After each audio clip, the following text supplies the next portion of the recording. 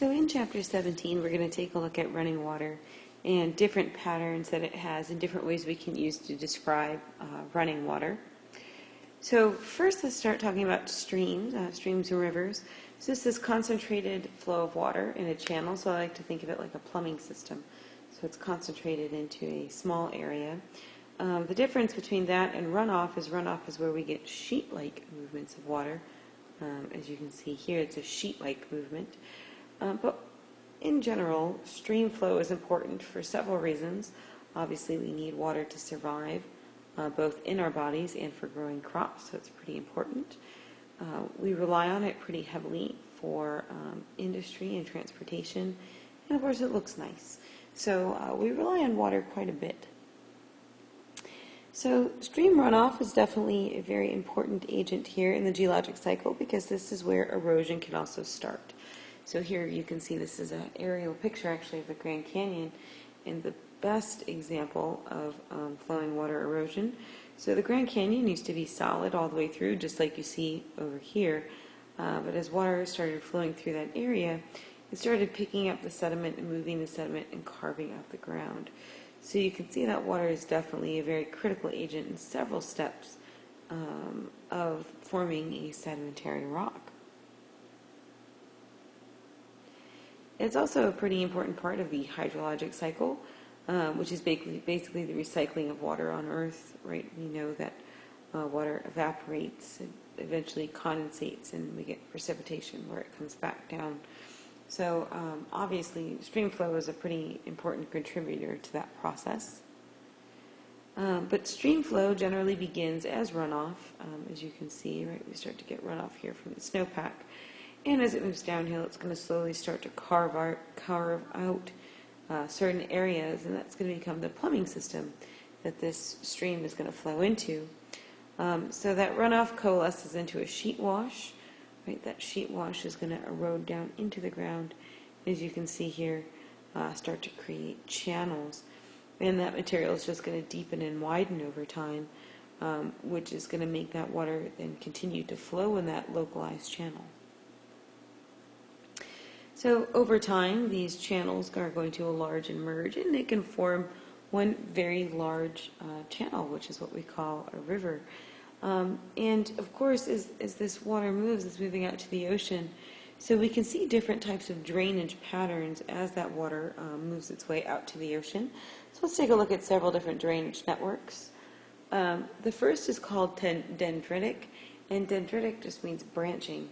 So here, right, as you can see in the real picture, that water kind of has this branching pattern, right, or as you can see in the picture here. So that's what we call dendritic. We can also have radial, which is what happens when water is flowing away from one single high point. So that can happen on a mountain or, say, a volcano, as you can see here where my water is moving away, right, on all sides, which is radial, right, all the way around. We can also get rectangular. This occurs as we've got rocks that are kind of, they basically have right angle cleavage, for lack of a better term, but basically where our rocks are breaking naturally, right, in these 90-degree areas, our water is just going to follow those breakage patterns. Remember, water likes to follow the path of least resistance, so if we have a breakage pattern there, odds are the water is going to follow it. Or we can have trellis pattern. Trellis happens where we've got water that's moving through hard rock and then it hits soft rock, then hard rock and soft rock. What basically happens is as it moves through the hard rock, you can see that we've got one channel, it hits the soft rock and it moves out in all directions. Then it hits hard rock again and soft rock, right? So we get these parallel lines happening as soon as it starts to hit that soft rock. So the area that's collecting all of this water is called a drainage basin. So it's also called a watershed. So basically where all of this material is flowing into one river, this one large drainage network, right? That's what's called a watershed. There are several different watersheds. As you can see here on this picture, they're all highlighted in different colors. Our watershed is huge for the Mississippi River, So you can see it's 2/3 of the United States, so it's humongous. So that means everything that's in that brown area, that light brown area, is going to flow out through the Gulf of Mexico, out right here, right through the mouth of the Mississippi River. We can also have these areas that are called continental divides, which we have right here and right here. We've got two of them. And the continental divides is usually a geologic feature that's making water flow either to the east or to the west. And you can see in our continental divides, this is going to be the mountains. Right here between the orange and the light brown, we've got the Rockies. Between the light brown and dark brown, we've got the Appalachians. So basically, if you're up in the mountains, water is either going to flow right out to the Pacific. If you're over here in the Rockies, out to the Pacific or out through the Gulf of Mexico. Or if you're in the Appalachians, it's either going to flow out to the Atlantic or out through the Gulf of Mexico. Now, when we look at our streams in general, we can divide them up into two categories. We can either have permanent streams or ephemeral streams. Permanent streams are streams that have water all year long, and ephemeral streams are streams that dry up for most of the year and then are only wet for, a very short time of the year.